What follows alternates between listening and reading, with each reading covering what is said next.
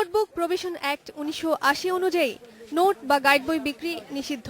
অন্যদিকে খসড়া শিক্ষা আইন ২০১৩-তে বলা হয়েছে, বোর্ডের অনুমতি ছাড়া শিক্ষাক্রমে অতিরিক্ত হিসেবে কোনো বই অন্তর্ভুক্ত করা যাবে না। তা সত্ত্বেও বাজারে অবাধে বিক্রি হচ্ছে জাতীয় শিক্ষাক্রম ও পাঠ্যপুস্তক বোর্ডের অনুমোদনবিহীন অনেক বই, যা বাজারে পাওয়া যাচ্ছে সহায়ক বা অনুশীলনমূলক বই নামে।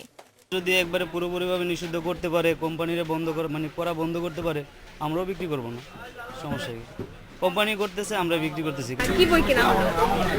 ফিজিক্স, কেমিস্ট্রি, লেকচার কোম্পানির। পাইকারি দোকান আছে, আমরা তো খুচরা দোকানদার, এরা আমাদেরকে দিয়ে যায়, এই কারণে আমরা এগুলো লাভের জন্য সেল করি আর কি। বাংলাদেশ পুস্তক প্রকাশক ও বিক্রেতা সমিতির দাবি, সহায়ক বা অনুশীলনমূলক বই বিক্রিতে আইনগত কোনো বাধা নেই। ওটা তো নোট গাইডের বেলা ছিল, এটা তো সৃজনশীল বইয়ের বেলা না। তা আমরা তো সৃজনশীল অনুশীলনমূলক বই করছি, সেই কারণে তারপরে আমরা সরকারকে সেই হাইকোর্টে গিয়ে সুপ্রিম কোর্টে আমরা গিয়েছি। সুপ্রিম কোর্টের থেকে একটি স্টে অর্ডার আসে ৩ মাসের জন্য। তারপর পরবর্তীতে দেখা যাক আমরা কতটুকু এগোতে পারি। বাজারে যেসব বিক্রি হচ্ছে তা নোট বা গাইড বইয়েরই নতুন রূপ। শিক্ষামন্ত্রী বলছেন, আইনকে ফাঁকি দেওয়ার জন্যই এসব বইয়ের নাম বদলে বাজারজাত করা হচ্ছে।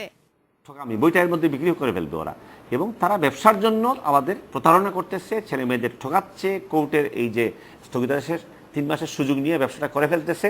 এগুলো অন্যায়, অনৈতিক এবং তাদের নিজস্ব ব্যক্তি স্বার্থে, মুনাফার স্বার্থে আমাদের শিক্ষার্থীদের পকেট থেকে টাকাটা কেটে নিচ্ছে।